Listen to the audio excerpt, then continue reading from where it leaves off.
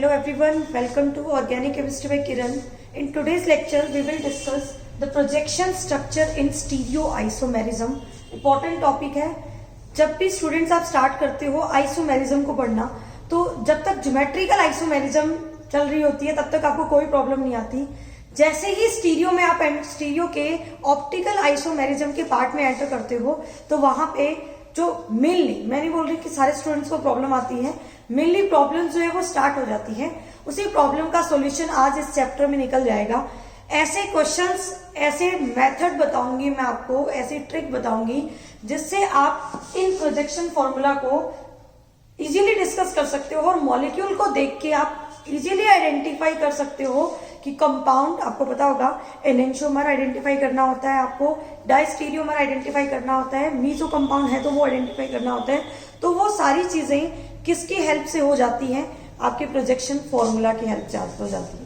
तो जिसको projection formula अच्छे से समझ लिया जिस स्टूडेंट ने, उसको कभी भी स्टीरियो आइसोमेरिज्म में प्रॉब्लम नहीं आएगी.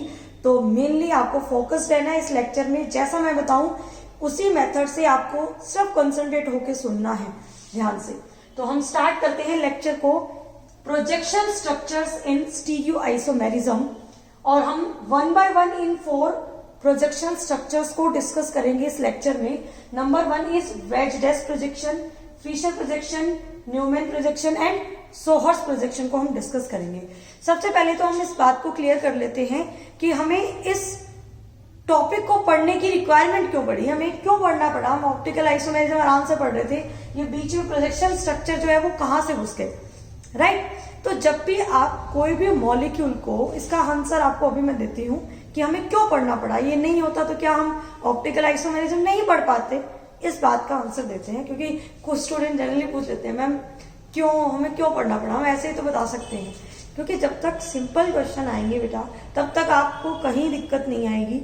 जैसे ही लेवल बढ़ेगा क्वेश्चन का तो वहीं पे प्रॉब्लम आना जो है वो स्टार्ट हो जाएगी.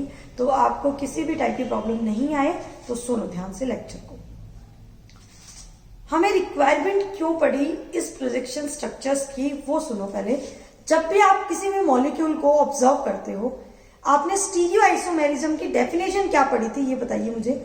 ऐसे compound, the compound which having same molecular formula, same structural formula, but their 3D representation of the molecule is different in the space.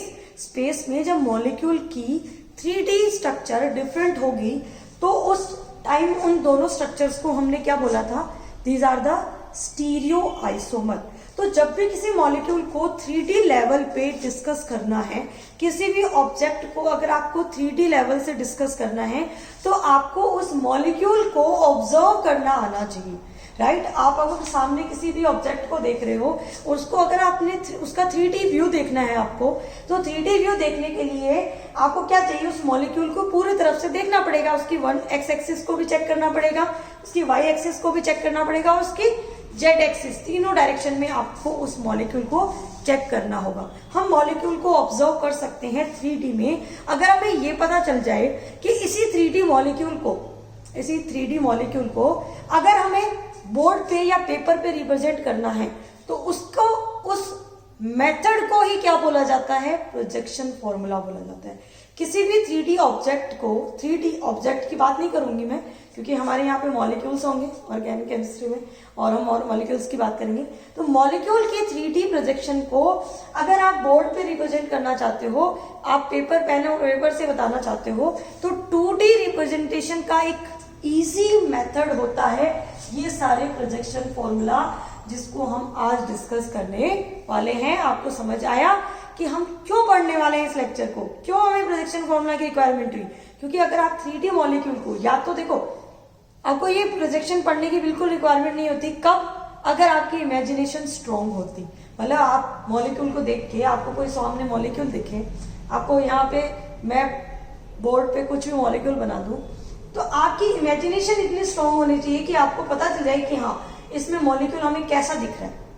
जब इसको x एक्सिस से देख रहे हैं तो कैसा दिख रहा है, y से कैसा दिख रहा है और z से कैसे दिख रहा है. तो मैं आपकी इमेजिनेशन है, आप मॉलिक्यूल को कैसे ऑब्जर्व करते हो, वो इमेजिनेशन पावर भी आपकी इनहेंस हो जाएगी इस लेक्चर में, राइट. तो कुछ नहीं करना, बहुत सिंपल सा मेथड है. 3D मॉलिक्यूल को 2D में रिप्रेजेंट करने के लिए हमने इस प्रोजेक्शन फॉर्मूला को और इस टॉपिक को स्टार्ट किया हुआ है पेन पेपर पे बताने के लिए। और सबसे पहले जो हम प्रोजेक्शन फॉर्मूला डिस्कस करेंगे which is veg dash formula, right, veg dash formula. ये फॉर्मूला क्या बोलता है कि कोई भी कंपाउंड को, कोई भी टेट्राहेड्रल कंपाउंड को, टेट्राहेड्रल कंपाउंड बोल दो या टेट्राहेड्रल मॉलिक्यूल बोल दो, टेट्राहेड्रल मॉलिक्यूल को रिप्रेजेंट करने का एक मेथड बताया गया था। वो मेथड क्या था, सुनना ध्यान से। कोई भी, ये आपके पास कार्बन है, फॉर एग्जांपल टेट्राहेड्रल मॉलिक्यूल अगर हम लें तो CH4 को मैं बता देती हूँ आपको, टेट्राहेड्रल है ना CH4। कार्बन के जो 4 हाइड्रोजन अटैच है टेट्राहेड्रल मैनर में, उनको कैसे रिप्रेजेंट किया जाता है हमें पता है। कार्बन के साथ 4 हाइड्रोजन अटैच है CH4 मॉलिक्यूल में। इसी CH4 को अगर मुझे वेज डैश प्रोजेक्शन फॉर्मूला में रिप्रेजेंट करना हो तो है तो ये मॉलिक्यूल 3D में, हमें क्या करना है, इसको 2D में रिप्रेजेंट करना है। तो 2D में रिप्रेजेंट करने का एक मेथड होता है, आप क्या करो, ये है आपका कार्बन और कार्बन के साथ जो अटैच है उस एटम को आपने ऐड कर दिया, 2 जो एटम आपको दिख रहे थे। अब जो 2 और हाइड्रोजन बचे, पहले आपको कुछ नहीं करना, 2 हाइड्रोजन को आपको जैसे लगे 109 के एंगल पे इनको अरेंज कर दो। उसके बाद जो 2 हाइड्रोजन बचे उनमें से एक हाइड्रोजन होता है वेज पे, ये वेज लाइन है, और दूसरा हाइड्रोजन कहां पे होता है, डैश लाइन पे होता है। एक हाइड्रोजन वेज पे होता है और दूसरा लाइन डैश पे होता है। क्या मतलब होता है इसका समझना, जो ये हमने डार्क लाइन बनाई, जो 2 हाइड्रोजन अटैच है, ये दोनों लाइन रिप्रेजेंट करती है प्लेन। इसका मतलब जो ये 2 हाइड्रोजन प्रेजेंट है वो किसी भी एक प्लेन में प्रेजेंट है, चाहे वो कोई सा भी प्लेन हो, XY हो या कुछ भी हो, ये एक प्लेन में प्रेजेंट होंगे। और ये जो हाइड्रोजन होगा जिसको मैंने वेज से बनाया, ये हाइड्रोजन होगा टूवर्ड्स द व्यूअर, जो देख रहा है उसके साइड होगा, और जो हाइड्रोजन डैश वाला बनाया वो क्या होता है, अवे फ्रॉम द व्यूअर। ये कॉन्सेप्ट होता है, ये तो होता है टूवर्ड्स द व्यूअर, ये होता है अवे फ्रॉम द व्यूअर। मतलब एक टेट्राहेड्रल मॉलिक्यूल को, अगर आप टेट्राहेड्रल मॉलिक्यूल के 4 बॉन्ड को रिप्रेजेंट करना चाहते हो तो 2 बॉन्ड तो आएंगे प्लेन में, एक बॉन्ड आएगा टूवर्ड्स द व्यूअर, एक बॉन्ड आएगा अवे फ्रॉम द व्यूअर। देखो ध्यान से कैसे, ये है आपका टेट्राहेड्रल मॉलिक्यूल। अगर इस टेट्राहेड्रल मॉलिक्यूल में ये अगर कार्बन है तो ये हाइड्रोजन, ये भी हाइड्रोजन, ये भी हाइड्रोजन और ये भी हाइड्रोजन, ये 3D मॉलिक्यूल है, हमें दिख रहा है, आपको भी दिख रहा होगा।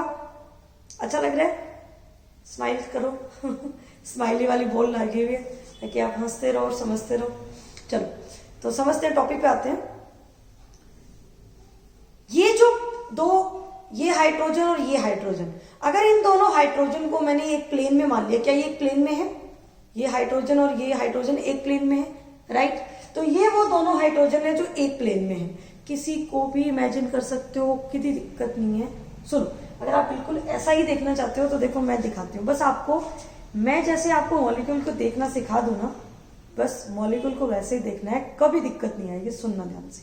अब देखो, यहां से आप बोर्ड से वो देखना और ये देखना, ये कार्बन, ये हाइड्रोजन, ये हाइड्रोजन, तो ये हाइड्रोजन और ये हाइड्रोजन एक प्लेन वाले हाइड्रोजन हो गए,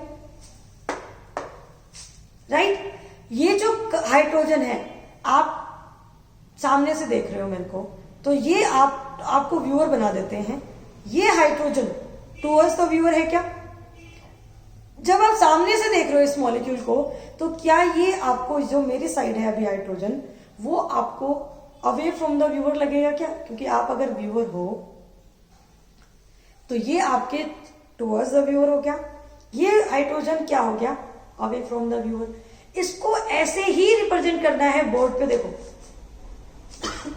sorry, hydrogen hydrogen towards the viewer को वेज पे बना दो, अवे फ्रॉम द व्यूअर को किस पे बना दो, डैश पे बना दो। Very simple.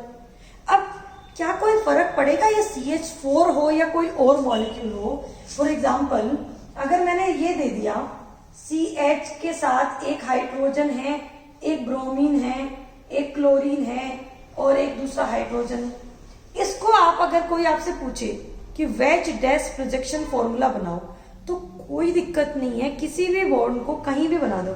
है तो ये 3D मॉलिक्यूल ही ना, है तो ये CH4 एक टेट्राहेड्रल मॉलिक्यूल ही, तो कहीं पे आप हाइड्रोजन रख दो, कहीं पे ब्रोमीन रख दो, कहीं पे क्लोरीन रख दो, कहीं पे रख दो, क्योंकि अभी तक कोई कॉन्सेप्ट मतलब कोई भी वो नहीं है कि आपकी चेन बने, क्योंकि जो आपका ऑर्गेनिक कंपाउंड हम सेलेक्ट कर रहे हैं वहां पे अभी भी कितने कार्बन है, 1 कार्बन है। तो देखो इसको कैसे बनाएंगे, ये कार्बन, एक क्लोरीन यहां बना दिया फॉर एग्जाम्पल, ब्रोमीन यहां बना दिया, तो 2 हाइड्रोजन बचे, 2 हाइड्रोजन बचे, तो एक हाइड्रोजन वेज पे, दूसरा हाइड्रोजन डैश पे। अभी हमें मॉलिक्यूल की 3D नहीं पता है, इसलिए हम अपनी मर्जी से बना रहे हैं।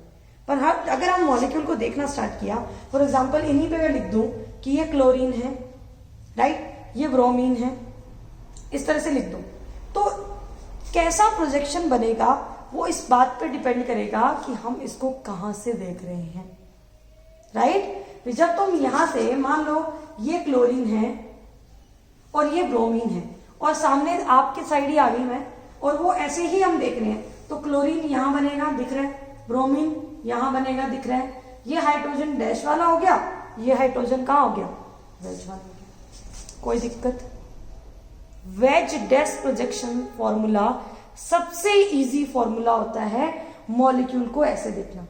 अब मान लो ये, अब आपको याद हो गया ना मैंने कौन सी बॉल को क्लोरीन बनाया, कौन सी बॉल को ब्रोमीन बनाया।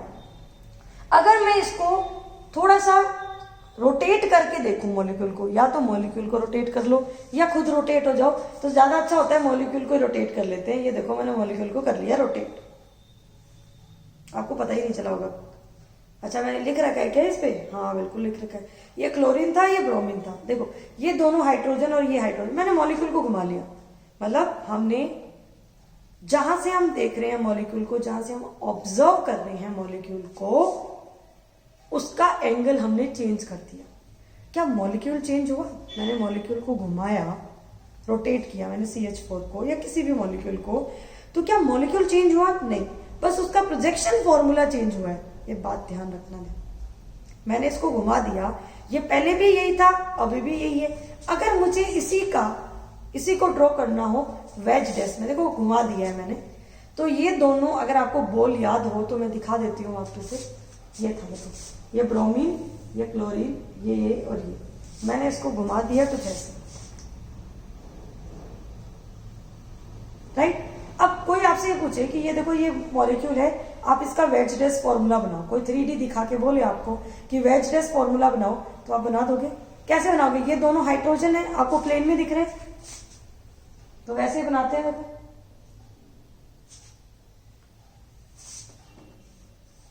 ये हाइड्रोजन, ये हाइड्रोजन, कौन दिख रहा है आपको वेज पे, कौन दिख रहा है? मैं ऐसे देख लूं?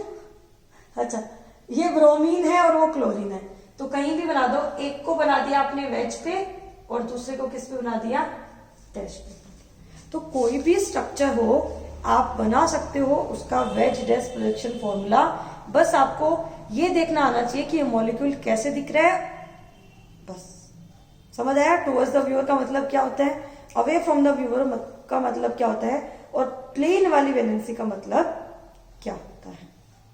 कोई डाउट?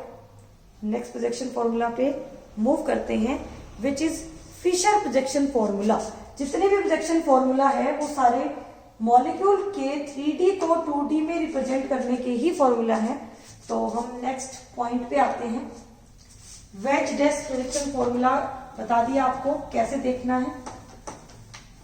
कोई भी डाउट हो स्टूडेंट्स तो आप कमेंट कर सकते हो। अगर आपको टेलीग्राम चैनल का नहीं पता हो तो ऑर्गेनिक केमिस्ट्री बाय किरण से ही आप, अगर आपको कोई भी प्रॉब्लम आती है किसी भी टॉपिक से रिलेटेड, फॉर एग्जाम्पल इसी टॉपिक से रिलेटेड आपने कोई क्वेश्चन सोल्व किया नहीं बना आपसे, तो आप वहां पे टेलीग्राम पे भी मुझे क्वेश्चन डाल सकते हो, मैं आपको सॉल्यूशन जो है वो उस क्वेश्चन का प्रोवाइड कर दूंगी, राइट। तो सेकंड फॉर्मूला पे आते हैं which is Fischer projection formula. ये भी मॉलिक्यूल का 2D रिप्रेजेंटेशन ही है। यहां पे फर्क क्या है, यहाँ पे जब प्रोजेक्शन, ये फिशर प्रोजेक्शन फॉर्मूला बनाया जाता है तो कुछ ऐसा दिखता है फिशर प्रोजेक्शन फॉर्मूला। अगर आपने कहीं देखा और नहीं देखा तो आज सुन लो। ये कुछ ऐसा दिखता है। ये सेंट्रल एटम हो गया टेट्राहेड्रल मॉलिक्यूल का। ये दोनों वैलेंसी टुवर्ड्स द व्यूअर होगी और ये वाली वैलेंसी कौन सी होगी? ये दोनों valency away from the viewer, towards the viewer and away from the viewer. मतलब यहां पे सिर्फ हुआ क्या है, जिस चीज को हम प्लेन में मान रहे थे वेज टेक्स्ट में, वो चीज नहीं है। यहाँ पे दो एटम जो है वो टुवर्ड्स द व्यूअर चले गए और दो एटम जो है वो अवे फ्रॉम द व्यूअर चले गए। तो मान लो मुझे CH4 मॉलिक्यूल का ही फिशर प्रोजेक्शन फॉर्मूला बनाना हो तो कैसे बनाएंगे देखना। ये है आपका सेंट्रल एटम, दो वैलेंसी हाइड्रोजन की डैश पे, दो वैलेंसी हाइड्रोजन की किसके? वेज पे। बात समझ आ रही है? टुवर्ड्स द व्यूअर और अवे फ्रॉम द व्यूअर। अब मैं आपको देखना बताऊंगी कि प्लेन वाली वैलेंसी खत्म कैसे हुई। मतलब ये हमें ऐसा क्यों है, तो वही CH4 ना। क्या CH4 चेंज हुआ है? नहीं हुआ। CH4 चेंज नहीं हुआ, प्रोजेक्शन को हमने चेंज किया। तो सिर्फ आपको ये समझना है कि हम इस मॉलिक्यूल को ऑब्जर्व कहां से कर रहे हैं, राइट?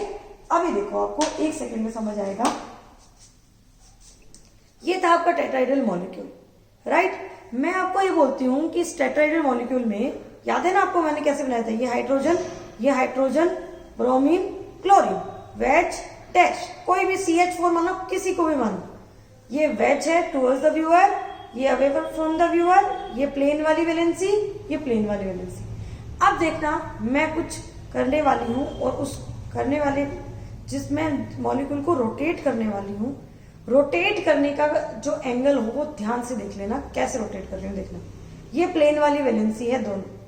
अब मैं इसको ऐसे रोटेट कर रही हूं, देख समझ आया? वापस करके बताती हूँ।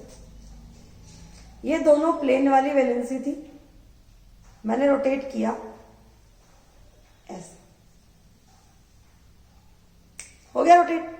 अब ये जैसा मॉलिक्यूल अभी आपको दिख रहा है, जैसे मैंने रोटेशन करना था कर दिया, जैसे मॉलिक्यूल आपको अभी दिख रहा है, इसी को अगर बोर्ड पे बनाया जाएगा तो उस प्रोजेक्शन फॉर्मूला का नाम चेंज हो जाएगा। वेज डैश से क्या हो जाएगा?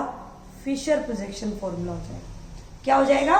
Fischer projection formula. अब इसको ध्यान से ऑब्जर्व करो कि ये जो मॉलिक्यूल है, ये और ये जो मॉलिक्यूल है, ये और ये मॉलिक्यूल जो है, ये दोनों मॉलिक्यूल क्या टुवर्ड्स द व्यूअर आ गए क्या?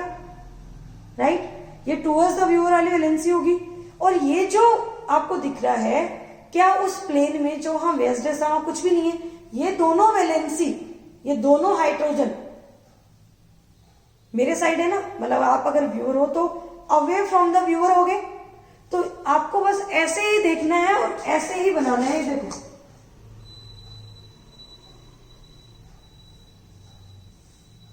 ये दोनों वैलेंसी टुवर्ड्स द व्यूअर, ये दोनों valency away from the viewer.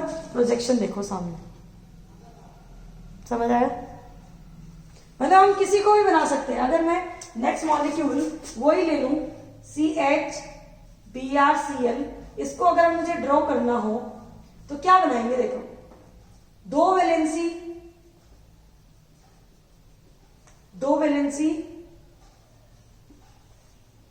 Away from the viewer और दो वैलेंसी टुवर्ड्स द व्यूअर। अभी तो मैं कुछ भी बना रही हूं, अदरवाइज ऐसा नहीं कर सकते कि मैं मेरी मर्जी से किसी भी दो को अवे फ्रॉम द व्यूअर कर दूं या किसी भी दो को वेज पे कर दूं। गलत हो जाएगा, ध्यान रखना, राइट? अभी मैं कुछ भी बना सकती हूँ। क्यों ऐसा बोल रही हूँ अभी बताऊंगी आपको। आपको रोटेट करना समझ आए? एक बार रोटेट करना समझ लो, फिर मैं आपको इंटर कन्वर्जन भी सिखाऊंगी।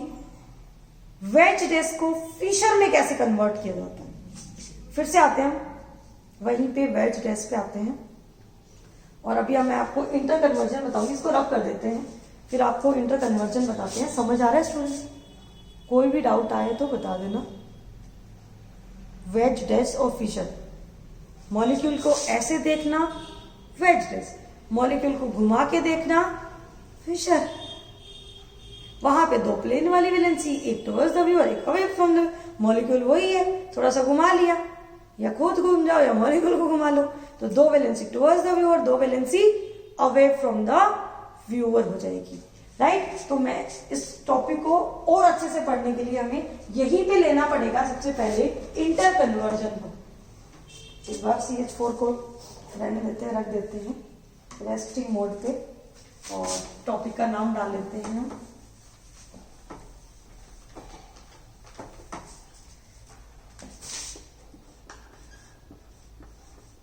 Veg dash formula. अगर आपको किसी भी मॉलिक्यूल का गिवन है तो उस मॉलिक्यूल के फॉर्मूले को फिशर प्रोजेक्शन में कैसे कन्वर्ट करना है वो आपको बताते हैं। मैं सोच रही हूं कि पहले अभी जिसने भी देखो, जिस स्टूडेंट ने रोटेशन से समझ लिया उसको समझ आ चुका है, उसको ये बताने की भी जरूरत नहीं है।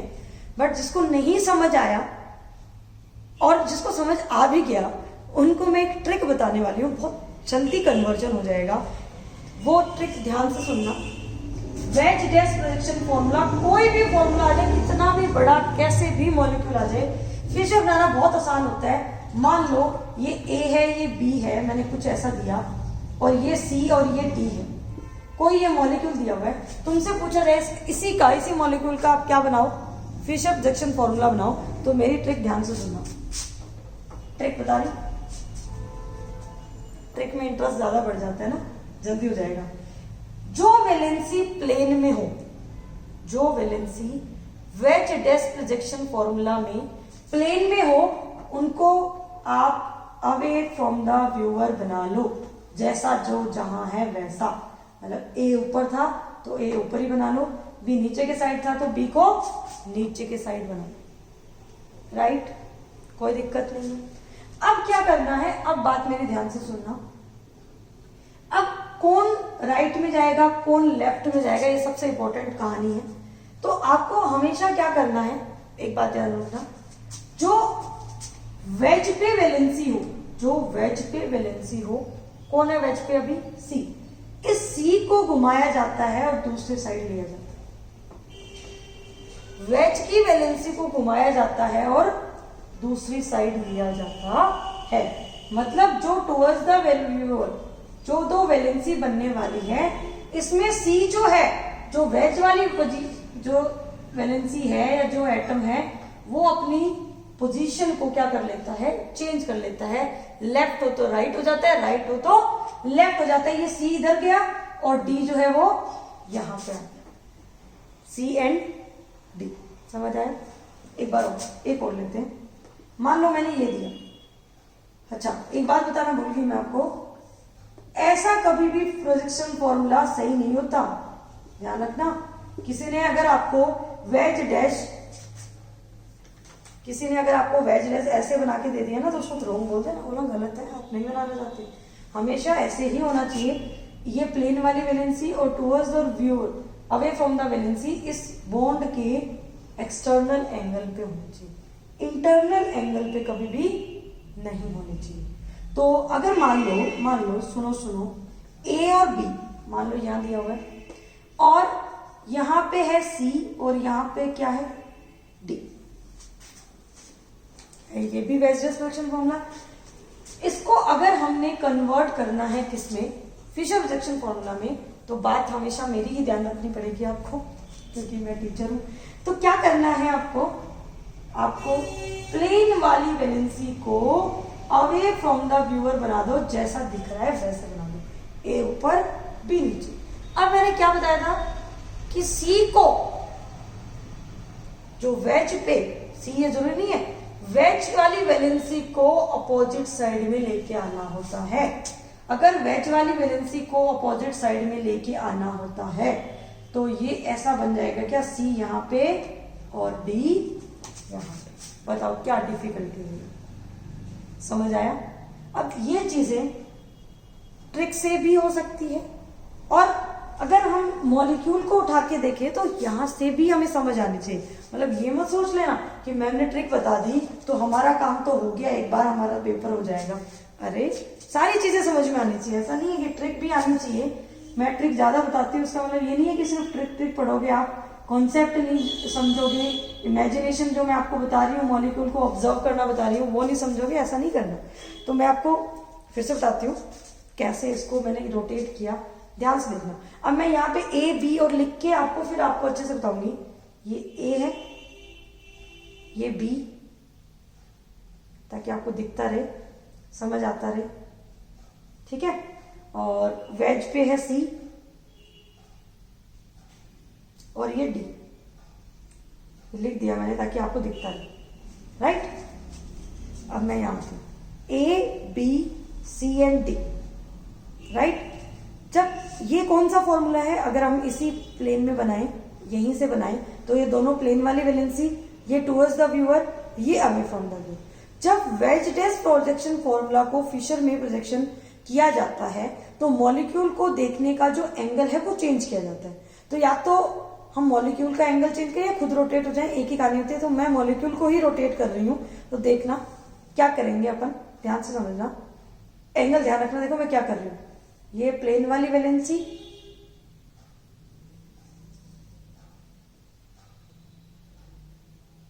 आया समझ में? देखो ये था वेज।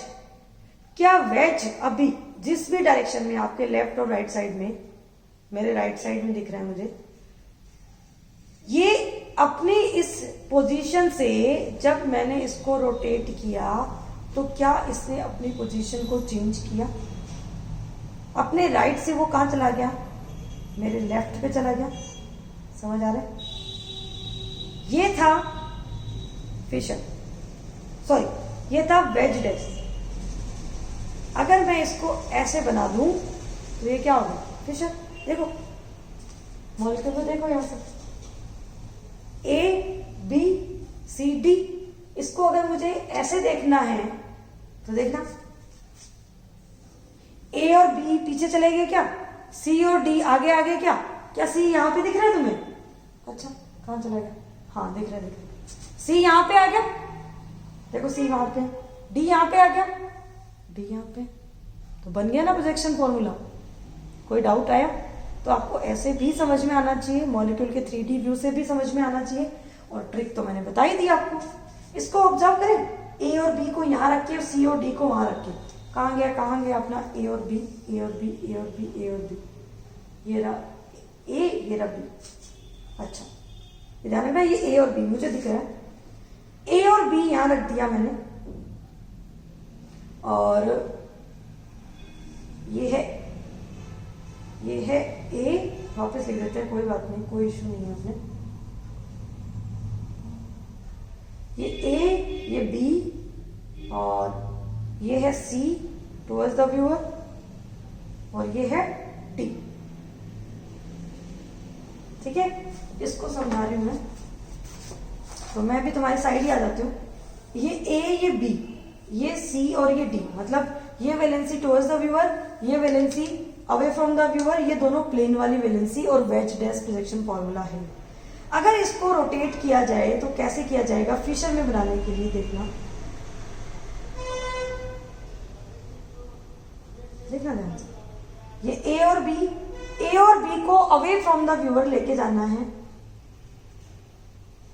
ये क्या है? Away from the viewer. A और B away from the viewer हो गया। ये कौन था? सी था। ये कौन था? डी था।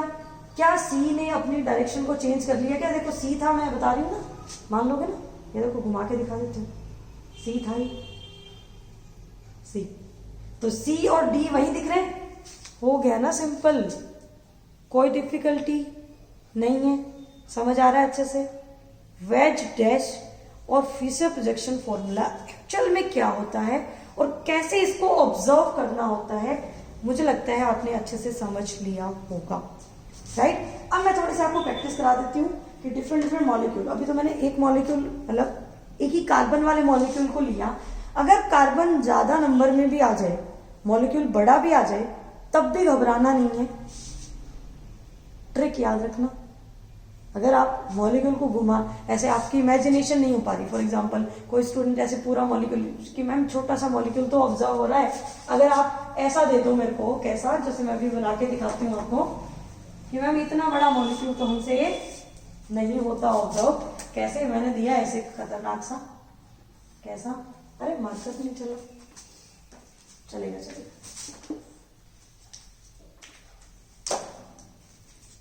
टेक्निकल एरर है। H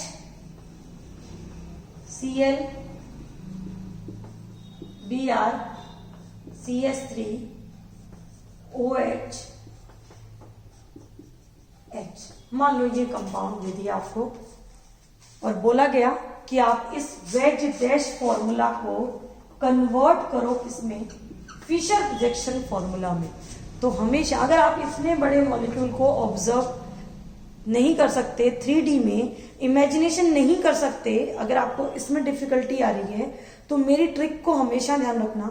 बहुत ही सिंपल सी ट्रिक मैंने बताई है कि प्लेन वाली वैलेंसी को हमेशा डैश वाली लाइन पे बना दो, जो जहां हो उसको वहीं बना दो। जो वैलेंसी टुवर्ड्स द व्यूअर हो, जो वैलेंसी टुवर्ड्स द व्यूअर हो, उसकी पोजीशन को क्या कर दो? चेंज कर दो। यही ट्रिक है मेरी, राइट? तो देखो अब उसी ट्रिक को अप्लाई करते हैं। आपको पता होगा कि जो फिशर, मैंने ये नहीं बताया आपको, बता देती हूँ आपको। जो फिशर प्रोजेक्शन हमने ये बनाया था, ये डैश होता है और ये वेज होता है, राइट? ये होता है ना टू अवे फ्रॉम। इस लाइन को ऐसा नहीं बनाना पड़े, उसको ऐसे दो वर्टिकल लाइन का क्रॉस भी बना सकते हैं, जिसमें हमें ऑलरेडी पता होगा कि ये वाली line away from the viewer वाली लाइन है और ये वाली लाइन कौन सी वाली है? टुवर्ड्स द व्यूअर वाली लाइन है। ये भी प्रोजेक्शन, मतलब ऐसे भी हम ड्रॉ कर सकते हैं। ये भी प्रोजेक्शन है किसका? फिशर प्रोजेक्शन का, राइट? ऐसे बनाओ, कोई दिक्कत नहीं होती। तो मैं ज्यादा इजी होता है दो क्रॉस लाइन को बनाना, उस क्रॉस लाइन को ही बता रही हूं मैं आपको। क्या दो सेंटर एटम हो गए? क्या ये देखो दो कार्बन एटम हो गए। अब आपको क्या करना है? प्लेन वाली वैलेंसी को उठा लो। कौन कौन है प्लेन में? H ऊपर है, ऊपर CS3 नीचे है, नीचे। प्लेन वाली वैलेंसी हमेशा हमेशा हमेशा वर्टिकल लाइन पे आएगी, ये कंफर्म है। प्लेन वाली वैलेंसी हमेशा वर्टिकल लाइन पे आएगी। तो H आपने यहां बना दिया, CS3 आपने यहां बना दिया। अब आपको क्या करना है? देखो, या तो मॉलिक्यूल को ऑब्जर्व कर लो या मेरी ट्रिक याद कर लो। तो ट्रिक ज्यादा इजी रहेगी, क्योंकि जब कॉम्प्लेक्सिटी आती है तो ट्रिक ज्यादा अच्छे से काम करती है, क्योंकि जल्दी भी करना होता है हमें क्वेश्चन। अदरवाइज तो हम इमेजिनेशन कर सकते हैं, और ऐसे स्टूडेंट भी होते हैं जो इस मॉलिक्यूल को डायरेक्टली ऑब्जर्व करके भी कर लेते हैं, राइट? अगर आपको डिफिकल्टी आ रही है तो ट्रिक को ध्यान रखो। क्या करना है? क्लोरीन वेज पे है, वेज वाले की पोजीशन को चेंज कर दो। वेज राइट में है, लेफ्ट में ले आओ। वेज राइट में है, लेफ्ट में ले आओ। खत्म, फिशर प्रोजेक्शन फॉर्मूला हो गया। कितना भी डिफिकल्ट दे दूं मैं आपको, आप बना सकते हो। चलो एक और आपसे बनवाते हैं, पूछते हैं आपसे। समझ आया अच्छे से? वेज वाले को अपोजिट डायरेक्शन में ले आओ, दैट्स फाइन। अब एक और मैं देती हूं आपको। मान लो मैंने ऐसा दिया, CS3 वेज पे H Br और Cl, ये कंपाउंड दिया हुआ है। अगर हमें इसका प्रोजेक्शन फॉर्मूला बनाना है तो मैंने आपको क्या बताया कि प्लेन वाली वैलेंसी को वर्टिकल कर दो। अभी मैंने जो अभी पहले दिया था उसमें क्या कर रहा था? वर्टिकल ही बना रखा था स्ट्रक्चर। प्लेन वाली वैलेंसी हमें वर्टिकल दिख रही थी, यहाँ पे प्लेन वाली वैलेंसी आपको क्या कर दिख रही है? हॉरिजॉन्टल मिल रही है। तो आपको लगेगा कि अब इसको कैसे बनाया जाए? बहुत सिंपल है, कुछ नहीं करना। आप इसको रोटेट कर सकते हो। आप तो अपनी कॉपी में बना रहे हो ना, कॉपी ले रखी होगी आपने, पेज ले रखा होगा, उस पेज को रोटेट कर दो। अब मैं बोर्ड को तो रोटेट कर नहीं सकती तो मैं क्या करती हूँ, इसी को रोटेट कर लेती हूँ। देखो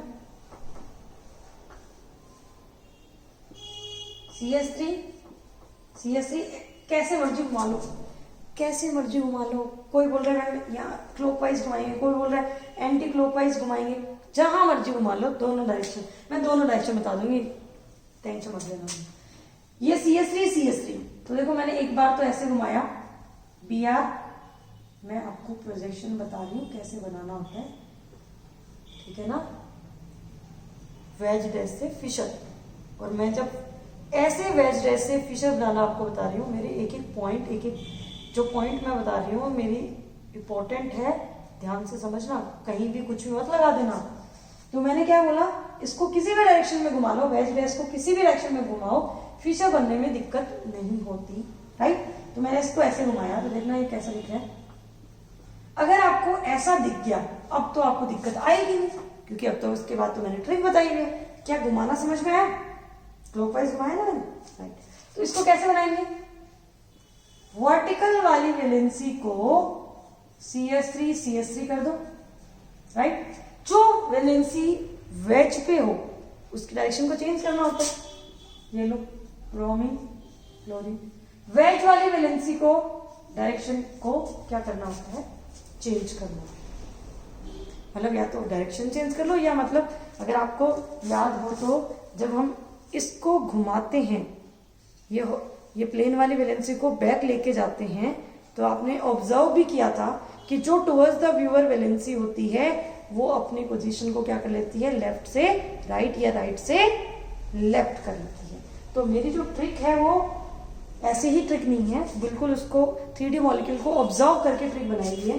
तो यहाँ पे किसी को दिक्कत, अगर मान लो किसी मॉलिक्यूल किसी ने सोचा मैम हम तो ऐसे घुमाएंगे, घुमा लो भाई, क्या फर्क पड़ता है, जैसे आपका मन करे वैसे घुमा लो, हमें कोई दिक्कत नहीं है। ये CS3 ये CS3, किसी ने इसको कैसे घुमाया, अच्छा ऐसे घुमा रहे हैं, ठीक है। इसको ऐसे घुमा रहे हो, मतलब ये CS3 यहाँ पे, ये CS3 यहाँ पे, देखो ऐसे कर रहे, ठीक है। ये यहाँ पे तो BR CL, देखो कोई दिक्कत नहीं है। अब अगर मैं इसको फिशर में ड्रॉ करूं तो मैंने आपको सिखाया हुआ है, आपको बिल्कुल लगाने की जरूरत नहीं है। जो वैलेंसी प्लेन वाली हो उनको एज इट इज लिख दो, जो ऊपर जो नीचे उसको वैसे लिख दो। अब तो ये CS3 थे, ये कुछ और भी होता तो भी हमें फर्क नहीं पड़ता। अब यहाँ पे कैसे करेंगे, जो वेज पे हाइड्रोजन होगा उसको अपोजिट डायरेक्शन में ले आओ, ये लो हाइड्रोजन को अपोजिट, तो ब्रोमीन यहाँ हो गया क्या, इसके वेज वाली वैलेंसी कौन है, ब्रोमीन, तो ब्रोमीन यहाँ पे आ जाएगा और क्लोरीन यहाँ पे आ जाएगा। चाहे आप ऐसा करो चाहे आप ऐसा करो, दोनों प्रोजेक्शन सही है, किसी में भी गलती नहीं है, दोनों में कोई एरर नहीं है। अब देखने से आपको ऐसे लग रहा है कि ये अलग दिख रहा है मैम, ये अलग दिख रहा है, बट ये दोनों मॉलिक्यूल आइडेंटिकल है। मैं ये भी बताऊंगी जब आपको properties of Fischer projection formula बताऊंगी तब, राइट। ये दोनों किसी भी डायरेक्शन से रोटेट किया जाए, जो मॉलिक्यूल मिलेंगे वो दोनों आपस में क्या होंगे, आइडेंटिकल ही होगा ना। हमने मॉलिक्यूल को थोड़ी ना चेंज किया है, चेंज किया क्या मैंने मॉलिक्यूल को, 3D भी चेंज की नहीं की, बस उसको रोटेट किया है, मतलब हमने अपना एंगल चेंज किया है कि हम उसको कैसे ऑब्जर्व करें, राइट। बात ध्यान रखना, चाहे आप क्लॉकवाइज घुमा के प्रोजेक्शन कर लो, चाहे आप एंटी क्लॉकवाइज घुमा के कर लो, वेज ड्रेस से फिशर तक की कहानी है ये, आगे कहीं पे भी मत लगा देना। तो जो स्ट्रक्चर आपको मिलेगी वो दोनों ही क्या रहेगी, आइडेंटिकल रहेगी। तो स्टूडेंट मुझे ऐसा लग रहा है कि आपको अच्छे से समझ आ गया होगा वेज ड्रेस प्रोजेक्शन फॉर्मूला भी और फिशर प्रोजेक्शन फॉर्मूला भी, और आपको मैंने बता भी दिया अच्छे से कि हमने यूज क्यों किया, सारे पॉइंट हमारे क्लियर होने चाहिए, हमें क्यों पढ़ना पड़ा Fischer projection formula, wedge dash projection formula, मैंने आपको पॉइंट क्लियर कर दिया है। इन दोनों का इंटर कन्वर्जन कैसे होता है वो भी बता दिए हैं। 3D में अभी मैंने आपको मॉडल से बताया कि 3D में जब हम ऑब्जर्व करते हैं तो हमें कैसा मॉलिक्यूल दिखता है और किस तरह से हमें अपनी इमेजिनेशन को रखना है ताकि हमें मॉलिक्यूल वैसा ही दिखे जैसा प्रोजेक्शन फॉर्मूला हम ड्रॉ कर रहे हैं, राइट। तो यहाँ तक अगर कोई दिक्कत हो तो आप कमेंट बॉक्स में कमेंट डाल दीजिए, अपना डाउट हो, डिटेल में कोई डाउट हो, कोई बुक सॉल्व कर रहे हो उसका डाउट हो रिलेटेड, तो टेलीग्राम पे भी आप ज्वाइन कर सकते हो। अगर स्टूडेंट लेक्चर आपको समझ आ रहा है अच्छे से तो आप इसको लाइक भी करिए, शेयर करिए स्टूडेंट्स के साथ। नेक्स्ट वीडियो लेक्चर में हम Newman and Fisher projection formula की बात करेंगे और उनका भी हम इंटर कन्वर्जन सीखेंगे और जो इसके बाद लेक्चर होगा वो तो और ही इंटरेस्टिंग होगा, क्योंकि उसमें हम wedge race to Fischer, Fischer to Newman, Newman to sawhorse, sawhorse to Newman, Newman to Fischer, मतलब किसी को भी किसी में भी कन्वर्ट करना सीखेंगे। और ये अगर लेक्चर्स आपने ध्यान से देख लिए तो कभी कभी कभी डाउट नहीं है, मेरा मतलब मेरी बात मान लो, मैं प्रॉमिस करती हूँ आपको कि आपको ये अगर आपने अच्छे से पढ़ लिया तो किसी भी बुक का कैसे भी लेवल का आप क्वेश्चन उठा लेना, आप कभी भी गलत नहीं करोगे। ऐसे क्वेश्चन जिनमें आपको ये समझ नहीं आता कि एनेंटियोमर है या डायस्टीरियोमर है या आइडेंटिकल है, ऐसे टाइप के जो क्वेश्चंस होते हैं, क्योंकि जो स्टूडेंट बिल्कुल पहली बार ही वीडियो लेक्चर देख रहे हैं, जिनको पता ही नहीं है प्रेडिक्शन फॉर्मूला के बारे में, या जिसने स्टार्ट किया हुआ है, उनको आइडिया होगा कि हमें आइडेंटिफाई करना पड़ता है स्टीरियो आइसोमेरिज्म में कि व्हाट इज द एनेंटियोमर। तो कंपाउंड हमें दिए होते हैं तो उनमें हमें आइडेंटिफाई करना होता है, find out the relation in between two compound, whether they are enantiomer और डायस्टीरियोमर और स्ट्रक्चरल आइसोमर और आइडेंटिकल और मीजो। तो इनमें जब हमें आइडेंटिफाई करना होता है तो डिटेल में कॉन्सेप्ट हमें पता होना चाहिए, किसका, रिजेक्शन फॉर्मूला का होना चाहिए। तो 1 by 1 सारी चीजें आपकी क्लियर हो जाएगी। अगर स्टूडेंट अच्छा लग रहा है आपको लेक्चर तो लाइक करिए, उससे मुझे भी मोटिवेशन मिलेगा कि जो नेक्स्ट वीडियो लेक्चर आए वो और भी जल्दी आए, डिले ना हो। Okay, all the best, bye.